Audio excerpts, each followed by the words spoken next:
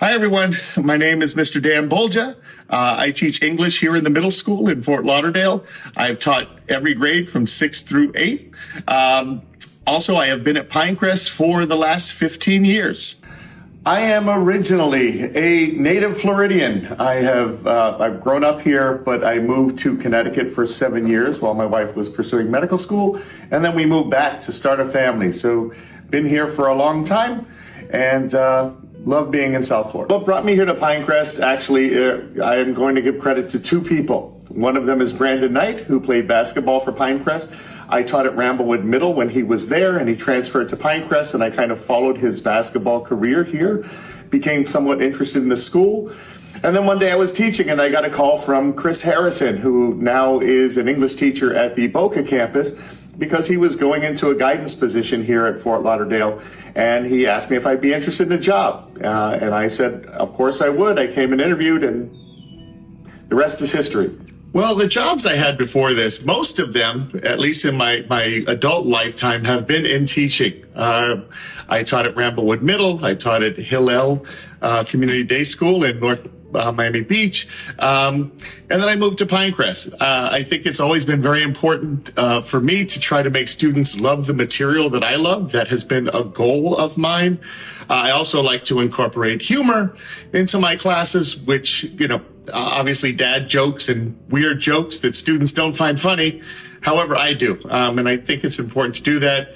I've become known as the Poe guy. I love Edgar Allan Poe's work. I actually like seeing students, in a different space than the classroom, because you get a different appreciation for the type of individuals that they are. I have a love for basketball. I played basketball in high school.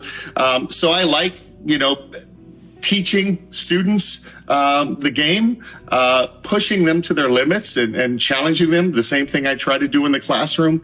And it's just a wonderful experience. I get a chance to engage with students in a different arena. Okay, once I started working here at Pine Crest, I couldn't wait to get my kids in here.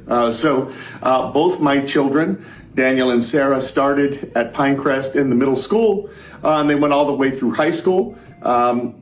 Daniel ended up graduating from Duke. He works at LinkedIn now in New York City. And my daughter, Sarah, with all this artwork behind me, which is hers, she is at FSU as a junior right now.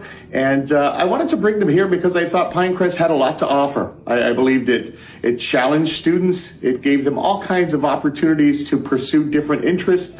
And I just thought it was a great place for students to get an education. If I were to give anyone advice on, working here at Pine Crest, I would say just enjoy what you do. I think that's important, to have passion for not only your material, but the students that you teach.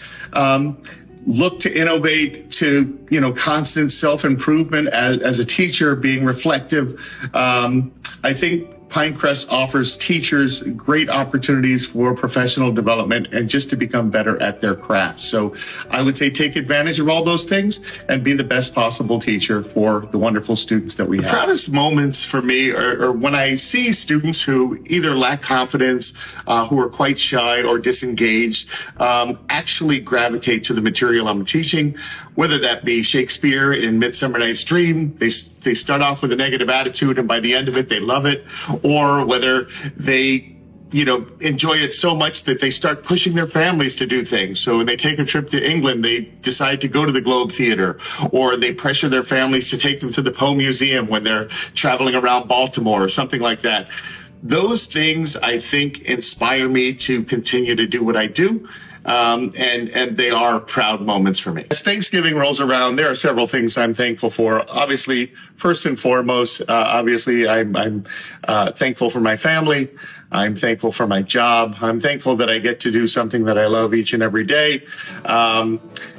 And grateful for my church. There are just so many things that are important to me. I realize that every day is special, and we need to be thankful and grateful for all the things we have. So it's a great way to show that.